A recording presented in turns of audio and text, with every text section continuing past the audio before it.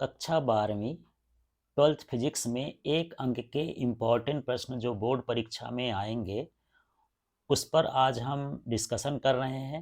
तो चलिए एक तरफ से देखते हैं। यहाँ प्रश्न है, ई तीव्रता वाले विद्युत क्षेत्र में आवेश Q रखने पर उस पर लगने वाला बल। तो बल का मान ये होगा, क्योंकि जब हम विद्युत क्षेत्र पढ़े थे तो E बराबर हम पढ़े थे F/Q। यहाँ से यदि हम F निकालेंगे तो ये क्या हो जाएगा, QE। इस तरह से यहाँ पर आएगा। अगला प्रश्न देखिए, दूसरा प्रश्न है, किसी बिंदु आवेश से r दूरी पर विद्युत क्षेत्र अनुक्रमानुपाती होता है। तो यह 1/r² होता है। फिर यहाँ मूल आवेश या इलेक्ट्रॉन के आवेश का मान होगा तो 1.6 × 10⁻⁻19 कूलाम। अब प्रश्न है, एक खोखले गोले को 10 माइक्रो कूलाम आवेश दिया जाता है। इसकी त्रिज्या 2 मीटर है। इसके केंद्र पर विद्युत क्षेत्र की तीव्रता होगी। तो किसी खोखले चालक के अंदर विद्युत क्षेत्र की तीव्रता 0 होती है। उसका मान चाहे कुछ भी हो, कोई लेना देना नहीं है, तो यहाँ पर 0 है। इसके बाद देखिए, असमान विद्युत क्षेत्र में रखे वैद्युत द्विध्रुव पर कार्यरत होंगे। यदि असमान विद्युत क्षेत्र होता है तो बल और बल आघूर्ण दोनों लगते हैं। तो ये वाला ऑप्शन सही है। अगला है छठवां, 10 कूलाम का आवेश देने पर चालक के विभव में 2 वोल्ट की वृद्धि होती है। तो चालक की धारिता क्या होगी? तो ये धारिता का सूत्र होता है C बराबर Q/V। इस सूत्र में यदि हम मान रख देंगे तो धारिता का मान आ जाएगा। आवेश इसमें दिया है 10 कूलाम, तो ये आवेश हो गया, और यहाँ विभव कितना दिया है 2, तो 2 हो गया। यदि इसमें हम भाग करेंगे तो कितना हो जाएगा, 5 वोल्ट। इसलिए ये वाला ऑप्शन सही है, बी नंबर का। अब प्रश्न है, दो संधारित्रों को समांतर क्रम में जोड़ने पर समान होगा। तो जब समांतर क्रम में जोड़ते हैं तो विभव या विभवांतर क्या होता है, समान होता है। अगला प्रश्न है, समांतर प्लेट संधारित्र में विद्युत ऊर्जा के रूप में ऊर्जा संचित होती है। तो ऊर्जा जो है दोनों प्लेटों के बीच परावैद्युत माध्यम में संचित होती है। फिर अगला प्रश्न है, गोली चालक की धारिता का सूत्र है। तो गोली चालक की धारिता का सूत्र होता है 4πε0r, मतलब त्रिज्या के अनुक्रमानुपाती होता है। अब प्रश्न है, ताप बढ़ाने पर प्रतिरोध घटता है। तो ताप यदि हम बढ़ाएंगे तो अर्धचालक का प्रतिरोध घटेगा। यदि इसी को ये बढ़ता है तब यहाँ पर क्या हो जाता, धातु का। फिर अगला प्रश्न है, किसी तार की प्रतिरोधकता निर्भर करती है। तो ये निर्भर करती है पदार्थ पर। फिर अगला प्रश्न है, धारा मापी की कुंडली के साथ श्रेणी क्रम में उच्च प्रतिरोध का तार जोड़ने पर बनता है।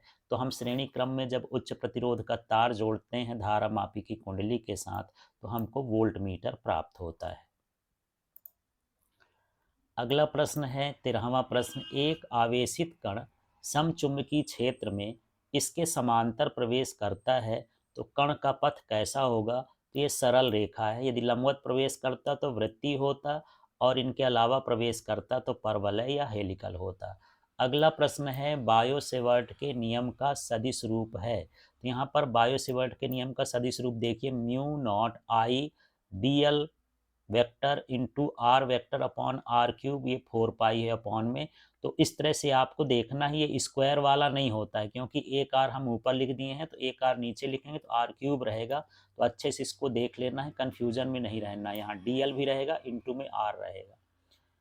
इसके बाद अगला प्रश्न है, वेबर प्रति वर्ग मीटर मात्रक है। तो ये चुंबकीय क्षेत्र की तीव्रता का मात्रक होता है।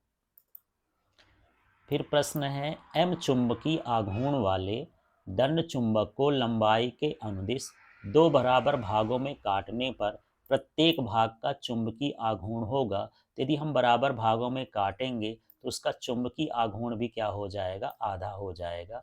इसके बाद है, ये वह पदार्थ जिसकी चुंबकीय प्रवृत्ति अल्प और धनात्मक होती है। तो अल्प और धनात्मक है तो ये कैसा पदार्थ होगा, अनुचुंबकीय होगा। यदि अल्प और ऋणात्मक होता तो प्रतिचुंबकीय हो जाता। यदि अधिक और धनात्मक होता तो लौह चुंबकीय हो जाता। फिलहाल यहाँ पर ये अनुचुंबकीय है। इसके बाद देखिए, प्रेरित विद्युत वाहक बल निम्न में से स्वतंत्र होता है। तो यह कुंडली के प्रतिरोध से स्वतंत्र होता है। अब प्रश्न है, लेंज का नियम संबंधित है तो लेंज का नियम संबंधित है ऊर्जा संरक्षण के नियम से।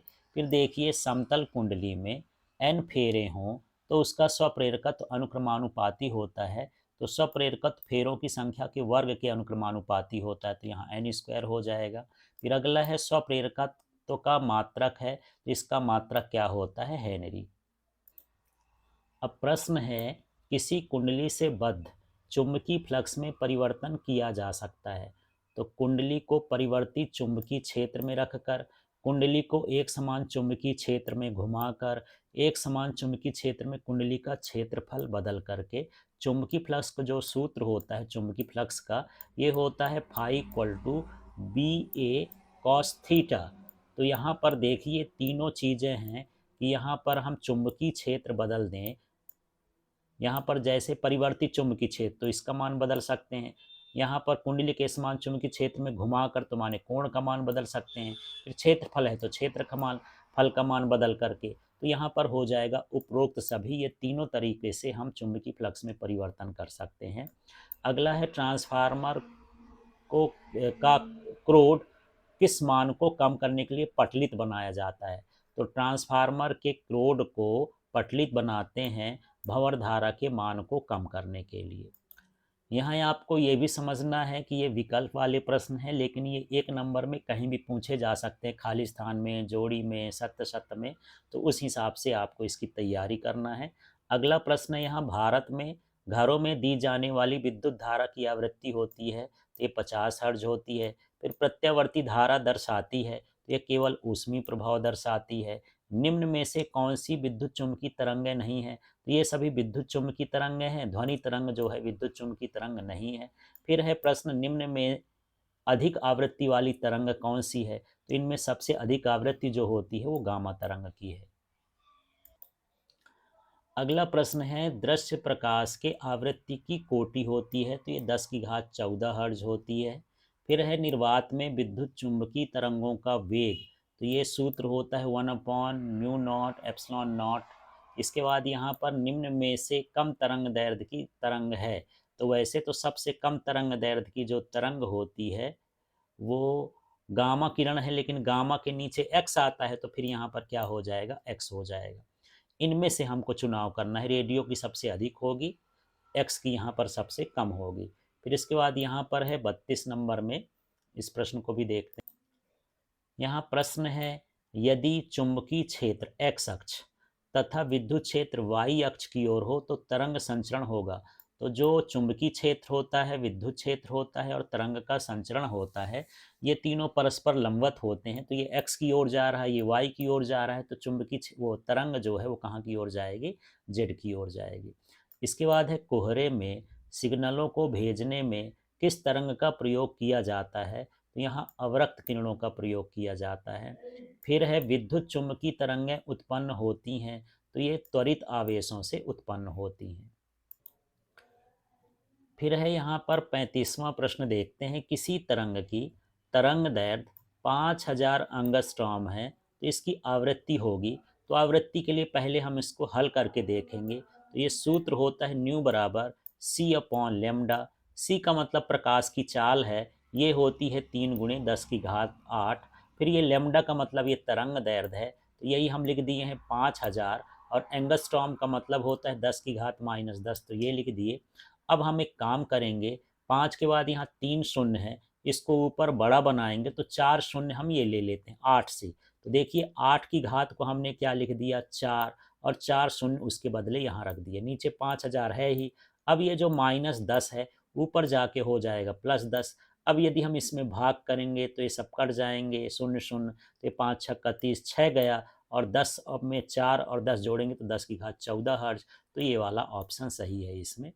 इसके बाद देखिए अगला प्रश्न है किस रंग के लिए कांच का अपवर्तनांक न्यूनतम होगा। तो ये लाल रंग के लिए कांच का अपवर्तनांक न्यूनतम होगा, क्योंकि जो अपवर्तनांक होता है तरंग दैर्ध्य के लिए व्युत्क्रमानुपाती होता है। तो लाल रंग की तरंग दैर्ध्य अधिक होगी तो अपवर्तनांक क्या होगा, कम होगा। फिर अगला प्रश्न है हीरे के चमक का कारण क्या है। तो हीरा पूर्ण आंतरिक परावर्तन के कारण चमकता है। फिर अगला प्रश्न है, ट्रक ड्राइवर के साइड में लगा दर्पण होता है, तो यह दर्पण कौन सा होता है? उत्तल दर्पण। 39 नंबर का प्रश्न समझते हैं। F1 और F2 फोकस दूरी के दो लेंस संपर्क में रखे गए हैं, तो संयुक्त फोकस दूरी क्या होगी? तो जो संयुक्त फोकस दूरी का सूत्र होता है वो 1/f बराबर होता है 1/f1 अपॉन 1/f2। इस तरह से यहाँ F1 हो गया और प्लस में हम क्या लिख दिए? 1/f2। यदि इसको आप थोड़ा सा और हल करेंगे, देखिए इस तरह का तो सूत्र नहीं दिया है, तो हम 1/f यहाँ लिख दिए हैं और इसका अब हम क्या करेंगे? इसका गुणा इधर कर देंगे, इसका गुणा इधर कर देंगे, तो जो ऊपर है वो हो जाएगा F2 और प्लस में हो जाएगा क्या? F1। ये देखिए, इसका गुणा इधर, इसका गुणा इधर, और नीचे नीचे का गुणा करेंगे तो ये हो जाएगा F1 और F2। अब ये 1/f का मान है, इसलिए हम इसको सीधा करेंगे तो इस f को हम ऊपर लिख देंगे ये, तो यहाँ ये मैं इधर का f जो है ऐसे लिख दिया। अब यहाँ का जो है, जैसे मैं इसको ऊपर लिख दिया हूँ, तो इसमें भी जो नीचे का हिस्सा है हर वाला, वो अंश में चला जाएगा, अंश वाला हर में आ जाएगा, तो ये हो जाएगा F1 और अपॉन ये हो जाएगा F2। ये नीचे था और जो ऊपर था F2 प्लस F1, वही जो है उसको जमा के भी लिख सकते हैं F1 प्लस F2। तो इस तरह से आएगा ये संयुक्त फोकस दूरी, और ये वाला उत्तर कहाँ मिल रहा है? डी में। तो इस तरह से हमको इसको हल करके देख लेना है। इसके बाद है, व्यतिकरण होता है अनुदैर्ध्य तरंगों में, अनुप्रस्थ तरंगों, तो ये दोनों तरह की तरंगों में होता है।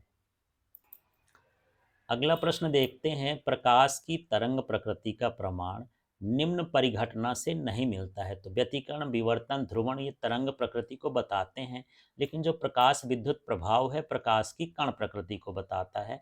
अगला है यहाँ पर, निम्न में से कौन सी घटना ध्वनि तरंगों अनुदैर्ध्य तरंगों में नहीं होती है? तो ये जो ध्वनि तरंगें हैं या अनुदैर्ध्य तरंगें हैं उसमें ध्रुवण नहीं होता, क्योंकि ध्रुवण केवल अनुप्रस्थ तरंगों में होता है। फिर प्रश्न है, प्रकाश एक माध्यम से दूसरे माध्यम में प्रवेश करता है तो नियत होता है। तो जब प्रकाश एक माध्यम से दूसरे माध्यम में प्रवेश करता है तो उसकी आवृत्ति में कोई परिवर्तन नहीं होता, अर्थात आवृत्ति नियत होती है। फिर प्रश्न है, एक प्रकाश स्रोत से प्रकाश निम्न रूप से निकलता है, तो प्रकाश फोटान के रूप में निकलता है। फिर ये प्रश्न है 45 नंबर में, प्रकाश विद्युत धारा निर्भर नहीं करती है। तो प्रकाश विद्युत धारा ये प्रकाश की आवृत्ति पर निर्भर नहीं करती है, प्रकाश की तीव्रता पर निर्भर करती है। यदि नहीं हटा होता तो तीव्रता हो जाता, नहीं लगा है तो यहाँ पर क्या हो जाएगा? आवृत्ति। फिर ये 46 नंबर में देखते हैं, इलेक्ट्रॉन से संबंधित द्रव्य तरंग है। तो यहाँ पर इलेक्ट्रॉन से संबंधित जो द्रव्य तरंग होती है, एक तरह की डी ब्रागली तरंग होती है, वो एकल तरंग दैर्ध्य की होती है और वो निर्वात में भी गमन कर सकती है, इसलिए इसका ये सही ऑप्शन बनेगा, संपूर्ण आकाश में एकल तरंग दैर्ध्य के रूप में विस्तृत होती है। फिर ये 47 का प्रश्न है, निरोधी विभव इलेक्ट्रॉन से संबंधित किस भौतिक राशि की माप करता है? तो जो निरोधी विभव है वो गतिज ऊर्जा की माप करता है। इसके बाद यहाँ पर एक फोटान का संवेग p है, तो इसकी तरंग दैर्ध्य क्या होगी? तो ये तरंग दैर्ध्य का सूत्र होता है लैम्डा बराबर h/p, तो ये बी नंबर सही है। फिर 49 नंबर में है, परमाणु स्वयं में होता है। तो परमाणु स्वयं में कैसा होता है? उदासीन होता है, अर्थात उसमें कोई आवेश नहीं होता है। अब प्रश्न है, जब कोई अल्फा कण नाभिक के समीप आता है तो प्रकीर्णित हो जाता है। क्यों प्रकीर्णित हो जाता है? धनावेशित होने के कारण, क्योंकि नाभिक भी धनावेशित होता है, अल्फा कण भी धनावेशित होता है, तो प्रतिकर्षण प्रभाव के कारण प्रकीर्णित हो जाते हैं। फिर ये अल्फा कण है, तो अल्फा कण जो होता है हीलियम नाभिक के तुल्य होता है। फिर है ये जो बामर श्रेणी होती है, उससे जो विद्युत चुंबकीय वर्णक्रम स्पेक्ट्रम प्राप्त होता है वो किस भाग का होता है? तो वह दृश्य भाग का होता है। फिर प्रश्न है, इलेक्ट्रॉन की चाल या वेग अधिकतम होती है, तो ये प्रथम कक्षा में सबसे अधिक होती है। फिर परमाणु के नाभिक में अवश्य होता है, तो परमाणु के नाभिक में अवश्य रूप से प्रोटॉन पाया जाता है।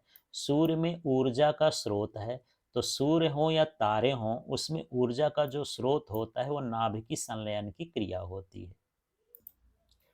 अब प्रश्न है, 1 ग्राम पदार्थ के समतुल्य ऊर्जा जूल में होती है, तो यहाँ पर देखिए ये ऑप्शन सही है, 9 गुणे 10 की घात 13। लेकिन इसको निकालेंगे कैसे? एक सूत्र होता है E बराबर mc², आइंस्टीन के द्रव्यमान ऊर्जा तुल्यता का सूत्र है ये। तो यहाँ m का मान कितना दिया है? 1 ग्राम। तो SI मात्रक में यदि ग्राम को बदलेंगे तो किलोग्राम में हो जाएगा 10 की घात -3, इसलिए m का मान ये हो गया। C माने प्रकाश की चाल है, तो ये 3 गुणे 10 की घात 8 हो गया। इस सूत्र में स्क्वायर लगा है तो स्क्वायर करेंगे, इसको आगे हल करेंगे तो ये 3 का वर्ग कितना हो जाएगा? यहाँ 9 हो जाएगा। और ये जो घात है 2 का करेंगे तो 8 दूनी 16, 16 में 3 चला जाएगा तो 10 की घात 13 बचेगा। इस तरह से इसको हल करके देख लेना है। फिर है यहाँ पर पी प्रकार के अर्धचालक में बहुसंख्यक होते हैं। तो पी प्रकार के अर्धचालक में होल बहुसंख्यक होते हैं। फिर है यहाँ पर अर्धचालक का ताप बढ़ाने पर उसकी चालकता, तो यहाँ पर उसकी चालकता बढ़ती है। यदि यहाँ पर प्रतिरोधकता पूछता तो वो घटती है। फिर अगला प्रश्न है पीएन संधि डायोड में अवक्षय परत की मोटाई। तो अवक्षय परत की मोटाई 10 की घात -6 मीटर या 1 माइक्रोमीटर होती। अब प्रश्न है ये 60 नंबर का, परम शून्य ताप पर जर्मेनियम होगा। तो परम शून्य ताप पर चाहे जर्मेनियम हो या सिलिकॉन हो या शुद्ध अर्धचालक हो, वो हमेशा क्या होते हैं? कुचालक होते हैं। अब प्रश्न है रिक्त स्थानों की पूर्ति करिए। तो ये भी अभी पूरे चैप्टर से मिलाकर के ही है, 1 अंकों में। तो यहाँ पर देखते हैं एक आवेशित होने का मूल कारण खाली स्थान होता है। तो किसी पदार्थ के आवेशित होने का मूल कारण होता है इलेक्ट्रॉन का स्थानांतरण। एक इलेक्ट्रॉन में उपस्थित आवेश को खाली स्थान कहते हैं, तो मूलावेश। आवेश का विमी सूत्र तो ये हो गया AT। फिर या TA भी लिख सकते हैं। फिर वायु का परावैद्युतांक होता है, तो इसका मान कितना होता है? 1। फिर है विद्युत क्षेत्र रेखाएं खाली स्थान लूप नहीं बनाती हैं, तो ये बंद लूप नहीं बनाती हैं। यदि यहाँ नहीं शब्द न होता तो यहाँ पर खुला लूप बनाती हैं, इस तरह से होता है, या वक्र भी बोलते हैं इसको। फिर है ये संधारित्र का नेट आवेश शून्य होता है। विद्युत क्षेत्र के अनुदिश या विद्युत क्षेत्र की दिशा में विद्युत विभव का मान घटता है। अब प्रश्न है धारा घनत्व खाली स्थान राशि है, तो ये सदिश राशि है। सेल के बंद परिपथ में उसके इलेक्ट्रोडों के बीच का अधिकतम विभवांतर खाली स्थान कहलाता है। तो या तो इसे सीमांत विभवांतर लिखेंगे या टर्मिनल वोल्टेज लिखेंगे। और जब आप परीक्षा में इसको पढ़ेंगे तो ध्यान रखना इस शब्द का, यदि यहाँ पर बंद की जगह पर खुला परिपथ लिखा होता तो विद्युत वाहक बल आ जाएगा। बंद परिपथ लिखा है तो टर्मिनल वोल्टेज या सीमांत विभवांतर, इनमें से कुछ आप भर सकते हैं। फिर है 10वां, एक आदर्श एमीटर का प्रतिरोध खाली स्थान होता है तो शून्य होता है। संठ हमेशा खाली स्थान क्रम में जोड़ा जाता है, तो यह समांतर क्रम में जोड़ा जाता है। फिर यहाँ पर ये 12वां प्रश्न है चुंबकीय क्षेत्र में गतिमान आवेश पर लगने वाला बल खाली स्थान कहलाता है, तो ये लॉरेंज बल कहलाता है। फिर है यहाँ प्रश्न चुंबकीय आघूर्ण की दिशा खाली स्थान से खाली स्थान की ओर होती है। ये रिपीट हो गया, ये नहीं है, सिर्फ इतना ही है। चुंबकीय आघूर्ण की दिशा, तो ये S ध्रुव से N ध्रुव की ओर चुंबकीय अक्ष के अनुदिश होती है। तो यहाँ पर आपको S ध्रुव से N ध्रुव भरना है। इसके बाद यहाँ पर देखिए धारावाही परिनालिका खाली स्थान की तरह व्यवहार करती है, एक दंड चुंबक की भांति व्यवहार करती है। प्रतिचुंबकीय पदार्थ प्रबल चुंबक से प्रतिकर्षित होते हैं। प्रतिचुंबकीय पदार्थ की चुंबकीय प्रवृत्ति खाली स्थान और खाली स्थान होती है, अल्प और ऋणात्मक होती है। फिर चुंबकीय क्षेत्र रेखाएं खाली स्थान वक्र बनाती हैं, तो ये बंद वक्र बनाती हैं। प्रेरित विद्युत वाहक बल चुंबकीय फ्लक्स में परिवर्तन के कारण उत्पन्न होता है, तो यहाँ पर खाली स्थान में क्या भरा जाएगा? चुंबकीय फ्लक्स। फिर है प्रश्न चुंबकीय फ्लक्स में परिवर्तन की दर खाली स्थान के अनुक्रमानुपाती होती है, तो ये प्रेरित विद्युत वाहक बल के अनुक्रमानुपाती होती है। फिर ये 20वां प्रश्न है चुंबकीय क्षेत्र में स्थित किसी तल के अभिलंबवत गुजरने वाली कुल बल रेखाओं की संख्या को खाली स्थान कहते हैं, जिसे चुंबकीय फ्लक्स कहते हैं। फिर है चुंबकीय फ्लक्स खाली स्थान राशि है, तो ये अदिश राशि है। कुंडली के फेरों की संख्या 3 गुणा करने पर स्वप्रेरकत्व हो जाता है, तो जो स्वप्रेरकत्व होता है वो कुंडली के फेरों की संख्या के वर्ग के समानुपाती होता है। तो यदि हम 3 का वर्ग करेंगे तो 9 होगा, यदि यहाँ 2 गुना होता तो 2 का वर्ग करते तो 4 हो जाता। इस तरह से इसको आपको निकालना है। फिर है अनुनादी आवृत्ति का मान परिपथ के खाली स्थान पर निर्भर नहीं करता, ये प्रतिरोध पर निर्भर नहीं करता। फिर देखिए 24वां प्रश्न है, जब प्रेरकी प्रतिघात और धारती प्रतिघात बराबर होते हैं तो खाली स्थान होता है। तो ये अनुनाद की स्थिति होती है, विद्युत अनुनाद की स्थिति आ जाती है। फिर विद्युत चुंबकीय तरंगें खाली स्थान तरंगें होती हैं, तो ये अनुप्रस्थ तरंगें होती हैं। विस्थापन धारा खाली स्थान में परिवर्तन के कारण उत्पन्न होता है, तो ये विद्युत क्षेत्र में परिवर्तन के कारण उत्पन्न होती है। रडार प्रणाली में खाली स्थान तरंगों का प्रयोग किया जाता है। सूक्ष्म तरंगें या इसी को माइक्रो तरंगें लिख सकते हैं। ऊष्मा की संवेदनशीलता खाली स्थान किरणों से उत्पन्न होती है, तो यह अवरक्त किरणों से उत्पन्न होती है। एक त्वरित आवेश चुंबकीय क्षेत्र और विद्युत क्षेत्र दोनों उत्पन्न करता है, तो यहाँ पर कोई भी खाली स्थान भर सकता है, त्वरित आवेश से दोनों क्षेत्र उत्पन्न होते हैं। इसके बाद 30वां प्रश्न देख लेते हैं।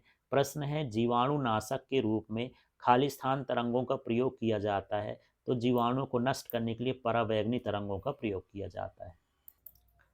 फिर अगला प्रश्न देखते हैं, दृश्य प्रकाश के रंग खाली स्थान पर निर्भर करते हैं, तो उसकी तरंग दैर्ध्य पर निर्भर करते हैं। वेल्डिंग आर्क से वेल्डिंग करते समय जो चिंगारी निकलती है उससे खाली स्थान किरणें उत्पन्न होती हैं, तो उस समय परावैंगनी किरणें उत्पन्न होती हैं। फिर है लेंस की क्षमता का मात्रक खाली स्थान होता है, तो यह डायऑप्टर होता है। ये डी चाहे आप लिखें न लिखें जरूरी नहीं है, डायऑप्टर लिखना है। स्वस्थ नेत्र के लिए स्पष्ट दृष्टि की न्यूनतम दूरी होती है, तो ये 25 सेंटीमीटर होती है। जल के अंदर वायु का बुलबुला खाली स्थान लेंस की भांति कार्य करता है, तो यह अवतल लेंस की तरह कार्य करता है। फिर ज्यामितीय छाया में प्रकाश के अतिक्रमण को खाली स्थान कहते हैं, ये विवर्तन कहते हैं। श्वेत प्रकाश में पतली फिल्म खाली स्थान के कारण रंगीन दिखाई देती है, तो ये पतली फिल्म, तेल की पतली फिल्म जो होती है वो व्यतिकरण के कारण रंगीन दिखाई देती है। चलिए अगला प्रश्न है, तरंग संचरण में समान कला में दोलन करने वाले कणों के बिंदु पथ को खाली स्थान कहते हैं, तो ये क्या कहते हैं, तरंगाग्र। फिर यहाँ पर बिंदु स्रोत से उत्पन्न तरंगाग्र खाली स्थान होता है, तो ये गोली तरंगाग्र होता है। लेकिन यही असीमित दूरी पर लिख दे तो क्या कहलाएगा, समतल।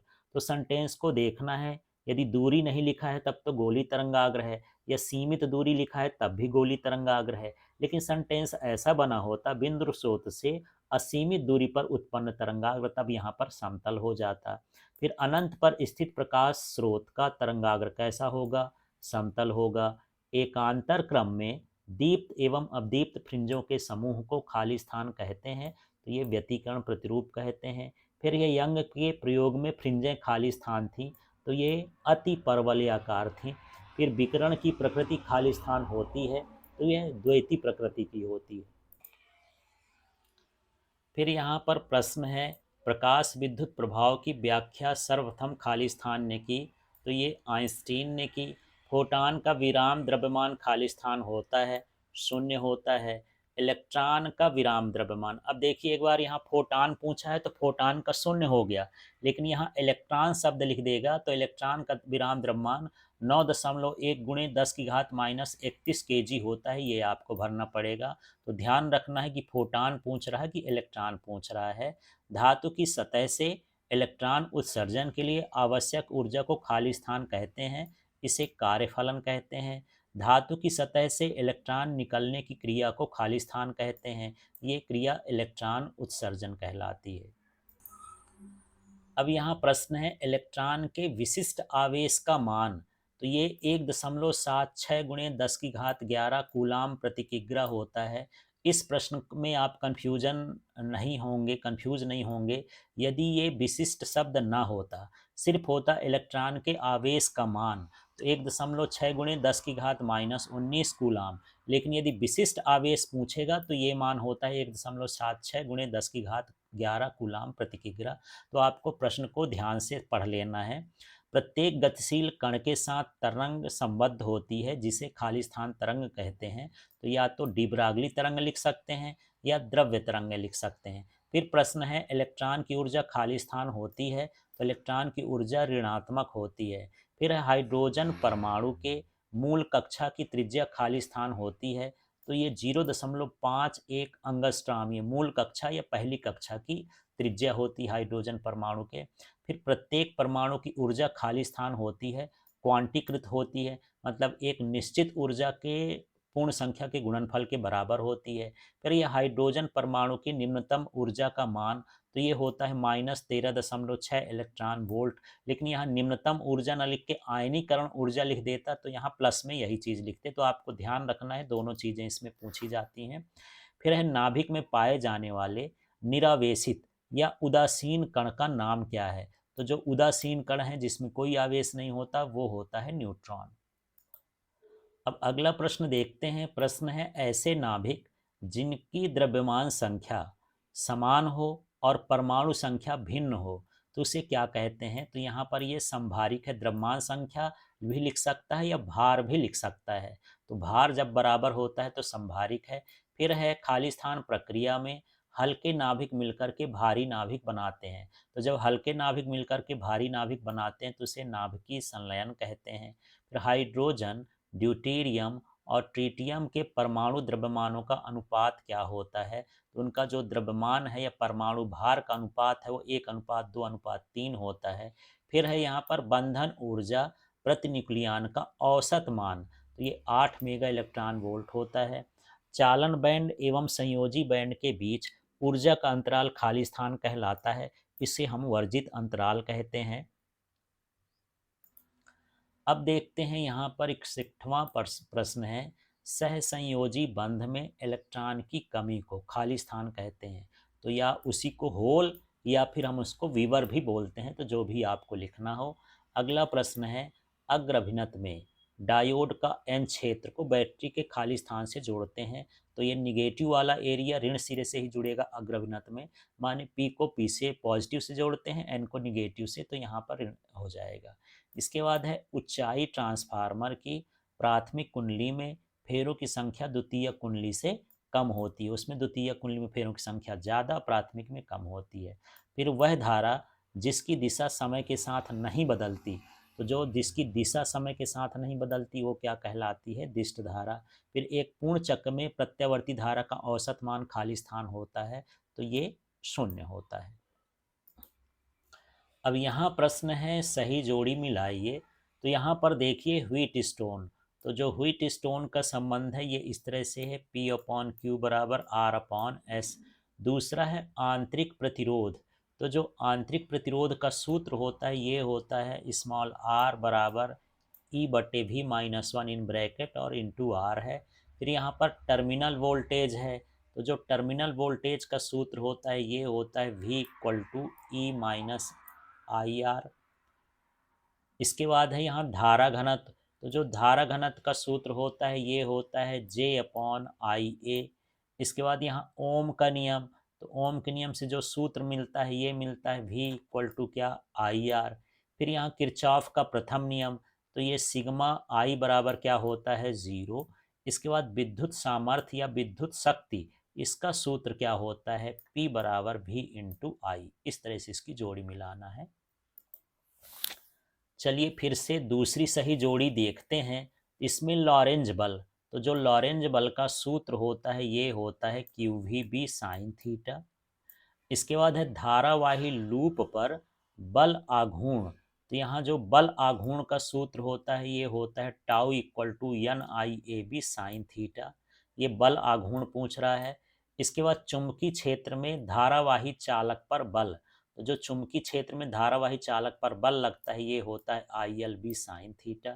फिर बायो सेवर्ट का सूत्र है, तो जो बायो सेवर्ट का सूत्र है ये है μ0/4 ideal sine theta upon R²।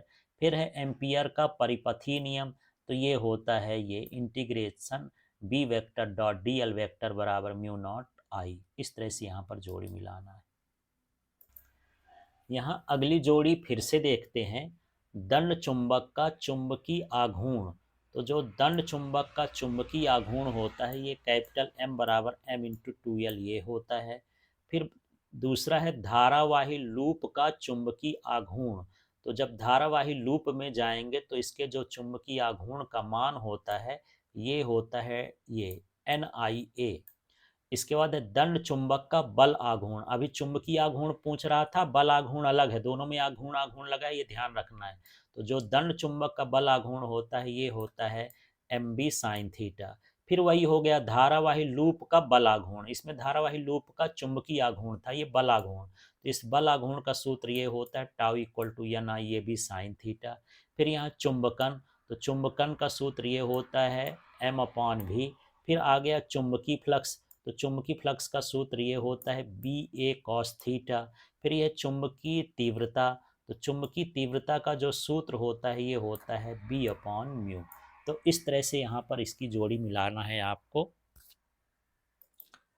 चलिए अगली सही जोड़ी फिर से देखते हैं।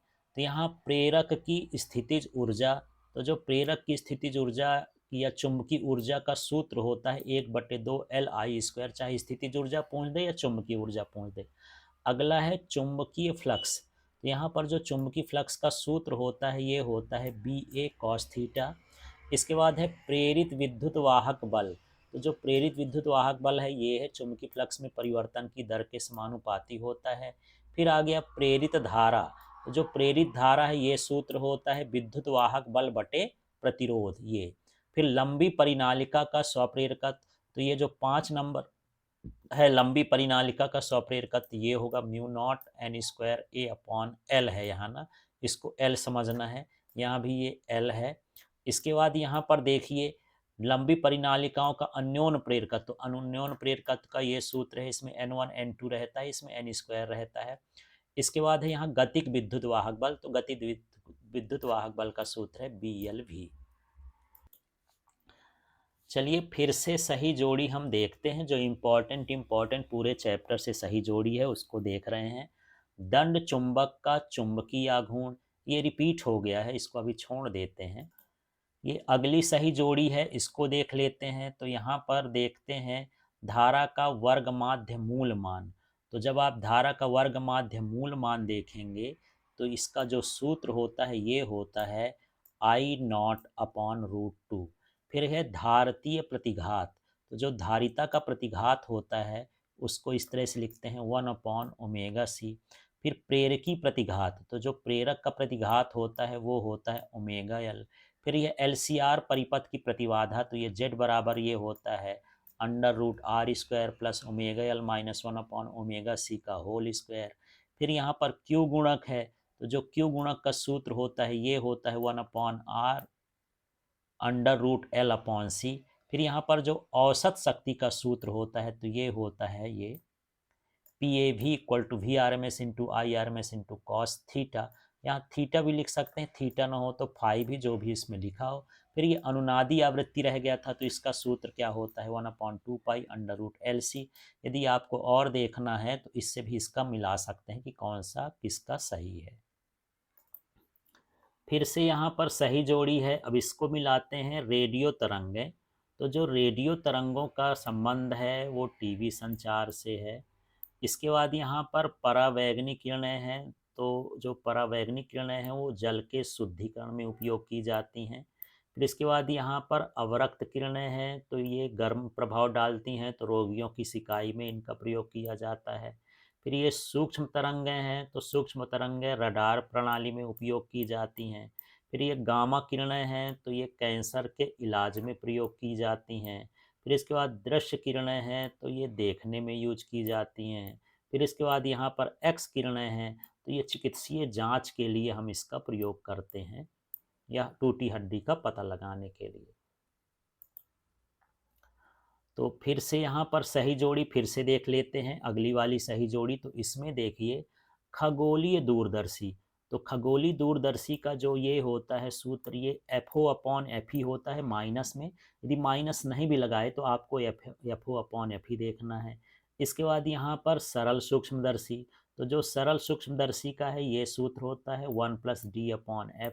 फिर यहाँ पर है संयुक्त सूक्ष्मदर्शी, तो जो संयुक्त सूक्ष्मदर्शी का है वो ये है V-VO/UO और इन ब्रैकेट 1+D/FE। फिर यहाँ पर है लेंस निर्माता सूत्र, तो जो लेंस निर्माता सूत्र होता है, इसी को हम पतले लेंस के लिए सूत्र बोलते हैं, ये होता है ये mu minus one in bracket है 1/r1 माइनस 1/r2, ये भी इन ब्रैकेट है। फिर है यहाँ पर अपवर्तन सूत्र, तो गोली पृष्ठ के लिए अपवर्तन सूत्र ये होता है म्यू माइनस 1/r बराबर mu upon we minus 1/u। इसके बाद यहाँ पर दर्पण सूत्र है, तो दर्पण सूत्र ये हो गया प्लस में ही है 1/f equal to 1/v plus 1/u। और यहाँ पर लेंस सूत्र भी है, तो जो माइनस में लिखा होता है यही संबंध 1/f equal to 1/v minus 1/u, ये लेंस सूत्र है। अब यहाँ पर अगली सही जोड़ी देखते हैं, तो यहाँ फोटान की ऊर्जा, तो ये सूत्र है E बराबर एच न्यू। इसके बाद है द्रव्य तरंग, द्रव्य तरंग का सूत्र ये होता है जिसको डिब्रागली तरंग भी कहते हैं, lambda equal to h upon m भी। फिर द्रव्यमान ऊर्जा संबंध, तो ये होता है E equal to m c square.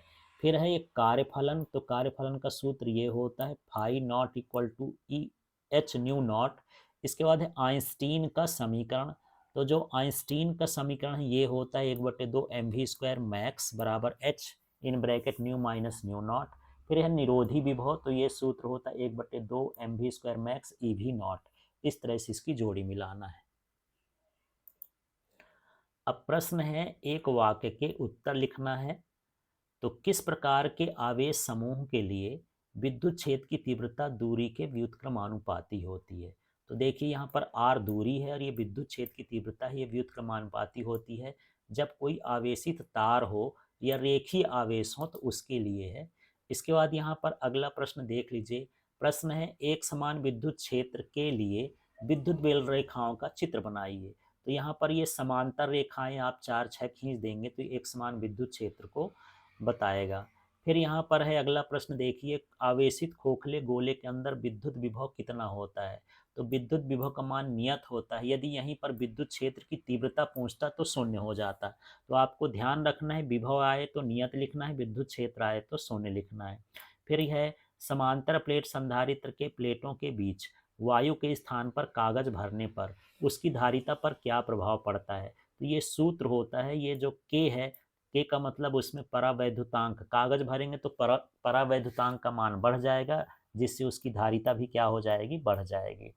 इसके बाद यहाँ पर अनुगमन वेग और विद्युत क्षेत्र की तीव्रता में संबंध लिखिए। तो देखिए वी डी, डी नीचे लिखना है, अनुगमन वेग ड्रिफ्ट वेलोसिटी है, ये होता है ई कैपिटल ई, ये small e capital E tau upon m, ये सूत्र लिखना है। चाहे तो इसका मान भी लिख सकते हैं, बता सकते हैं कि इसमें क्या क्या संकेत हैं।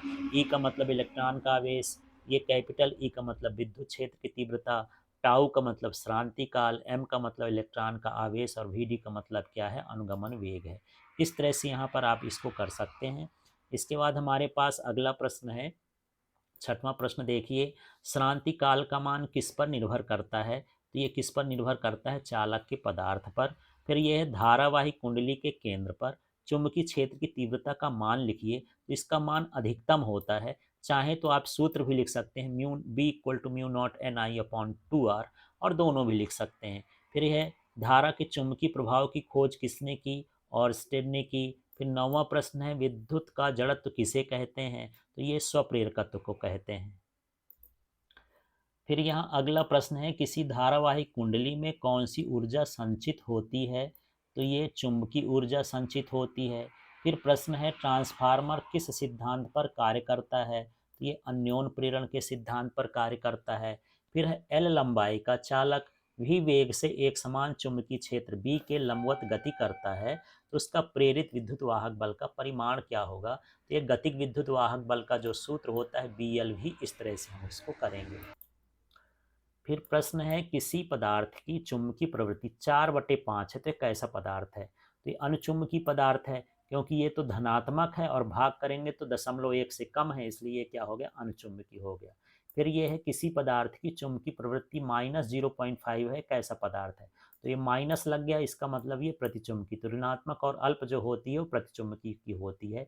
फिर प्रतिघात का एसआई मात्रक, तो चाहे प्रतिघात हो, प्रतिरोध हो, आंतरिक प्रतिरोध हो, प्रतिबाधा हो, सबका मात्रक क्या होता है, ओम होता है। फिर ये प्रत्यावर्ती धारा के लिए प्रेरकी प्रतिघात का सूत्र लिखिए। तो ये एक्स एल, एल नीचे लिखना है, बराबर क्या होता है, ओमेगा एल, ये प्रेरकी प्रतिघात का सूत्र है। इसके बाद हम आगे का प्रश्न देखते हैं, ये 17 नंबर में पहुंचते हैं। शुद्ध धारिता या प्रेरक युक्त एसी परिपथ में शक्ति गुणांक कितना होता है? तो जब शुद्ध धारिता जुड़ा हो या शुद्ध प्रेरक जुड़ा हो तो शक्ति गुणांक का मान कितना होता है? 0 होता है। कौन सा ट्रांसफार्मर धारा की प्रबलता को बढ़ाता है? तो जो ट्रांसफार्मर वोल्टेज को घटाता होगा वही धारा की प्रबलता बढ़ाता होगा, क्योंकि जो वोल्टेज और धारा का जो रिलेशन है ट्रांसफार्मर के लिए उल्टा है। तो यहाँ पर ये प्रबलता बढ़ाता है, मानिए कौन सा ट्रांसफार्मर है? अपचाई। इसके बाद है दृश्य तरंगों की परास लिखिए। ये 400 नैनोमीटर से 800 नैनोमीटर इसके तरंग दैर्ध्य की परास होती है। फिर हमारे पास प्रश्न है, एक समतल विद्युत चुम्बकीय तरंग निर्वात में जेड अक्ष की अनुदिश चल रही है, इसके विद्युत और चुम्बकीय क्षेत्र के सदिश क्या होंगे? तो जो चुम्बकीय क्षेत्र होता है, विद्युत क्षेत्र होता है, तरंग होती है, वो तीनों एक दूसरे के लंबवत होती है। तो जेड अक्ष में यदि तरंग जा रही है तो एक्स वाई तल में चुम्बकीय क्षेत्र और विद्युत क्षेत्र एक दूसरे के कैसे होंगे? लंबवत होंगे। फिर ये अगला देखिए, टीवी तरंगों की आवृत्ति परास क्या होती है? ये 54 मेगा हर्ट्ज से लेकर के 890 मेगा हर्ट्ज तक होती है। और इसे आप जो एनसीईआरटी के बुक से देखिएगा, कई किताबों में 100 से 200 मेगा हर्ट्ज लिखा है, वो गलत है। इसके बाद यहाँ पर देखिए, सभी विद्युत चुम्बकीय तरंगों के लिए कौन सी भौतिक राशि समान होती है? सबकी चाल क्या होती है? समान होती है। फिर प्रश्न है, सूक्ष्म तरंगों की परास की कोटि क्या होती है? तो सूक्ष्म तरंगों की जो आवृत्ति के परास की कोटि होती है वो गीगा हर्ट्ज, या गीगा नहीं लिखना है तो 10 की घात 9 हर्ट्ज लिख सकते हैं। फिर प्रश्न है, सूक्ष्म तरंगों की परास, तो 1 मिलीमीटर से 100 मिलीमीटर तक इसकी परास होती है तरंग दैर्ध्य की। फिर यह किसी द्रव का क्रांतिक कोण अपवर्तनांक में संबंध लिखिए। तो mu equal to cosec C है, तो म्यू अपवर्तनांक हुआ, सी जो है क्रांतिक कोण है। लेंस की क्षमता और फोकस दूरी में संबंध लिखिए। तो आप चाहें तो परिभाषा लिखें, जरूरी नहीं है, केवल संबंध लिख सकते हैं। P बराबर 1/f, और ये मीटर में है, तो यही है मीटर में नापी गई फोकस दूरी का व्युत्क्रम। अगला प्रश्न देखिए, बिंदु स्रोत से बने तरंगाग्र का आरेख बनाइए। तो इस तरह से आपको आरेख बनाना है, ये गोले गोले बना करके ये इनको तरंगाग्र, जो घेरे बन रहे हैं तरंगाग्र बता देना है। इसी तरह से अगला प्रश्न है यहाँ पर, समतल तरंगाग्र का आरेख बनाइए। तो ये सीधी समांतर लाइन खींच करके इसमें जो है इस तरह से कुछ समतल बना देना है, तो समतल तरंगाग्र को बताएगा। इसके बाद हमारे पास अगला प्रश्न है 29 नंबर का, इसको देख लेते हैं। विवर्तन प्रतिरूप प्राप्त करने के लिए स्लिट का द्वारक कितना होना चाहिए? तो प्रकाश के तरंग दैर्ध्य की कोटि का होना चाहिए। जितना प्रकाश की तरंग दैर्ध्य होती है उसका स्लिट का द्वारक या स्लिट का छेद उतना होना चाहिए।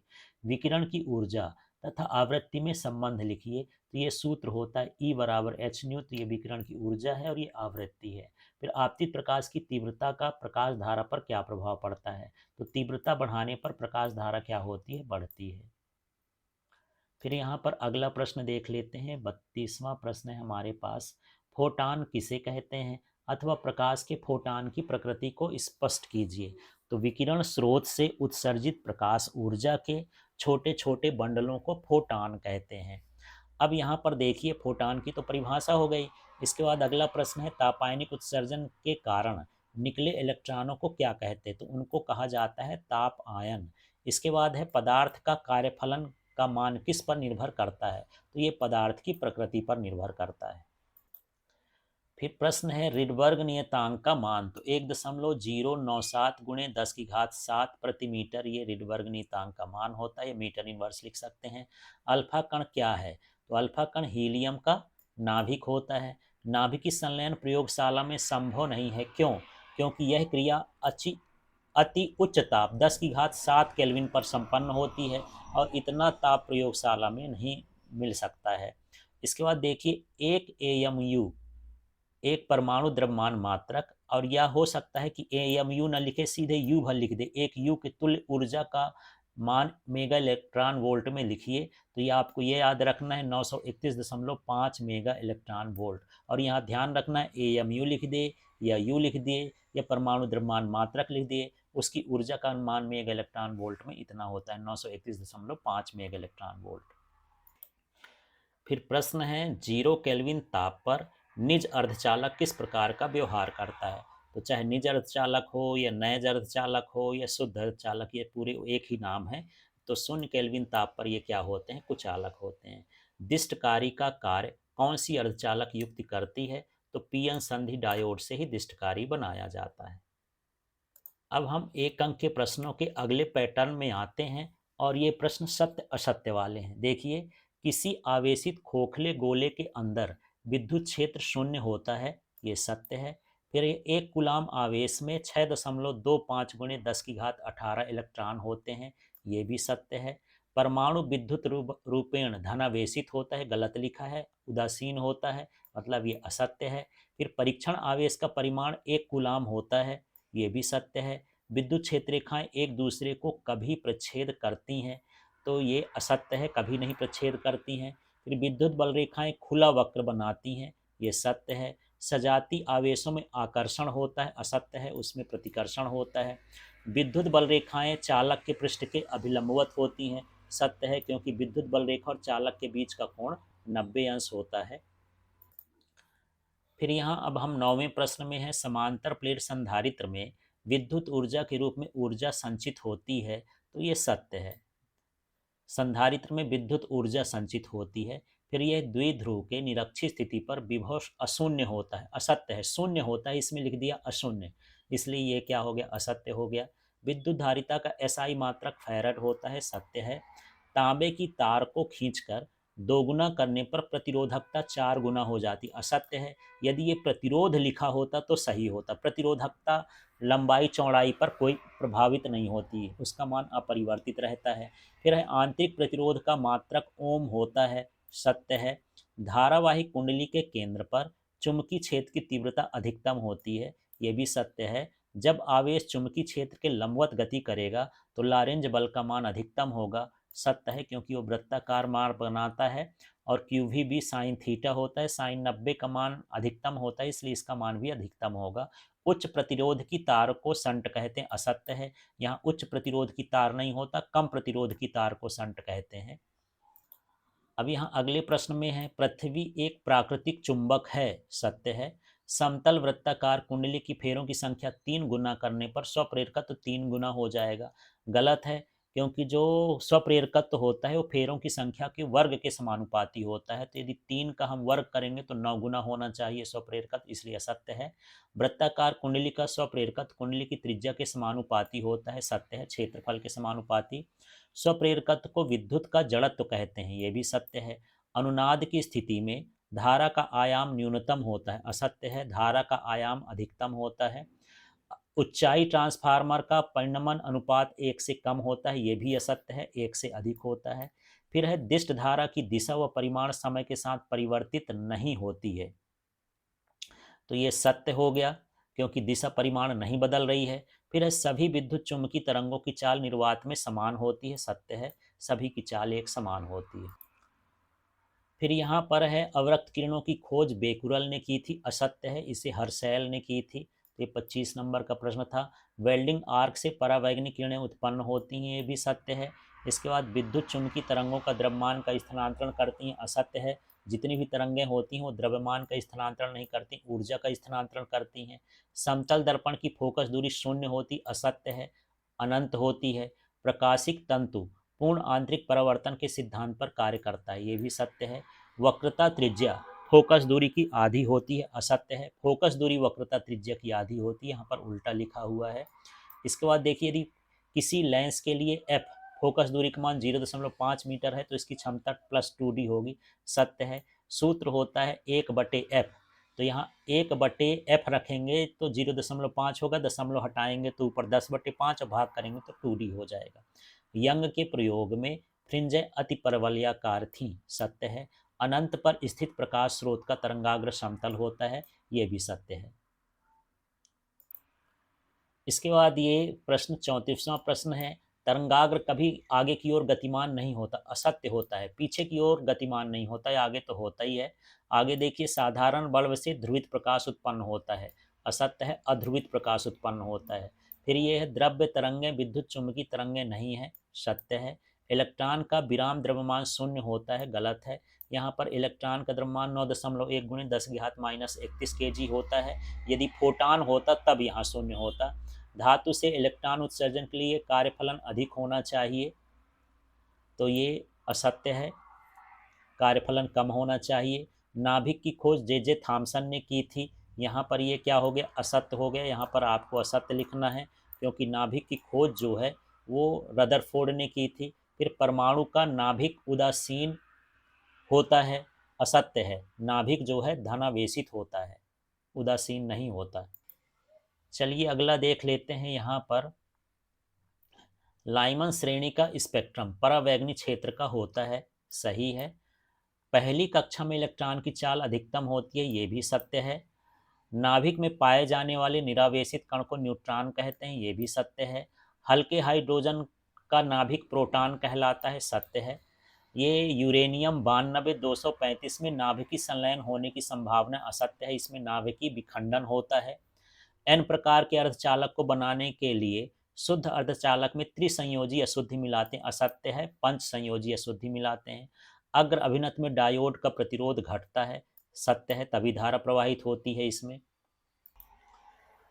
इसके बाद प्रश्न है, पी प्रकार के अर्धचालक में होलों की संख्या इलेक्ट्रॉनों की संख्या से अधिक होती है, तो सत्य है, होल ज़्यादा होते हैं पी प्रकार में।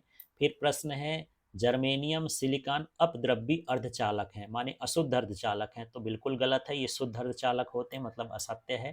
ताप बढ़ाने पर अर्धचालक की चालकता बढ़ती है, ये सत्य है। तो ये इम्पॉर्टेंट एक अंक के क्वेश्चन थे, इनको आप ज़रूर पढ़िएगा।